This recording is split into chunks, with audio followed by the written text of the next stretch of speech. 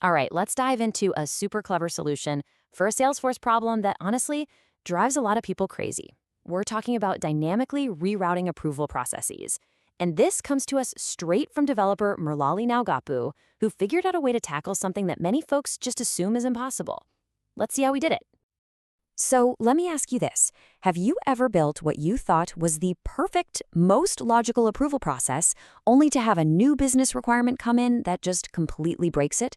You hit a wall, and the standard point-and-click tools just can't handle it.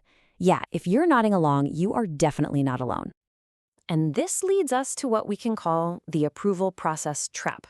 It's that exact moment when you realize that the declarative tools, as awesome as they are, they just have their limits, and it can be super frustrating.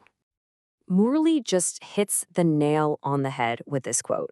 He captures that shared pain so perfectly. It's that specific problem, right? The process is already running, a step gets approved, and now you need to send the next step to a totally different group based on some data in the record. And with the standard tools, nope, can't do it. So let's get really specific. Picture this. You have an asset. It gets approved by, say, a senior group. Great. The next step needs to go to a manager group. But which one? Well, it depends on the asset's target countries. Out of the box, Salesforce just throws its hands up. The approval path is locked in once it starts. Or is it? Well, this is where things get really interesting. This is where we go beyond the official user manuals and start poking around in the engine room. See, the solution isn't on the surface. It's hidden in the internal Salesforce objects that are running the whole approval system behind the scenes.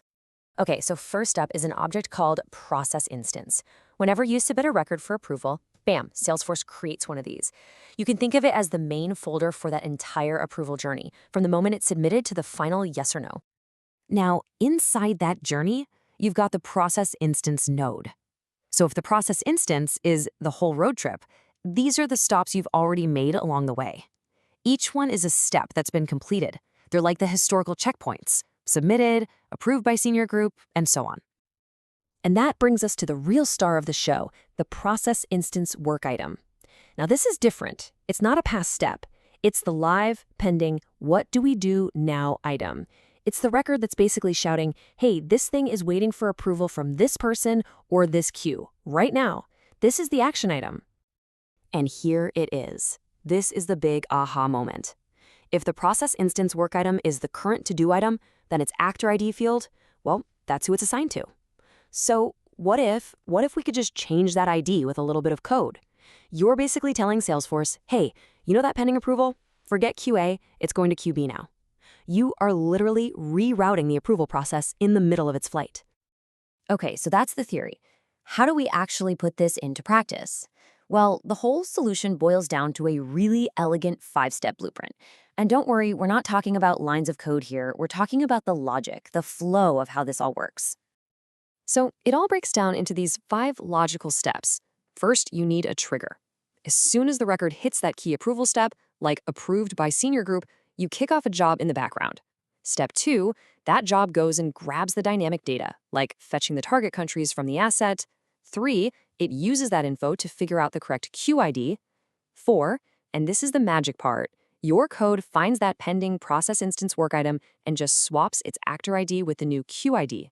And finally, step 5, you update the record's status to show what happened so everything is tracked and crystal clear.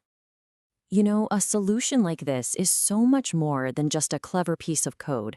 It really represents a whole different way of thinking, a mindset that goes beyond the easy point-and-click tools to really unlock the true power of the platform. Now, you might be thinking, hold on, is this safe? This sounds like it's not in the official documentation. Totally fair question. And the reason this whole approach is so beautiful and reliable is that you're not doing some weird random hack. You're simply automating the exact same logic Salesforce itself uses when a user clicks the reassign button on an approval request. You're just doing it with code instead of a click. And this really gets to the heart of the matter. Declarative tools are amazing. They show you the power that you're given by the platform. But Apex shows you the power you can build for yourself. One follows the rules, the other lets you extend them. When one tool hits a wall, the other finds a way to go right through it. And this right here is the ultimate takeaway. This single sentence from Murali's article is just So powerful.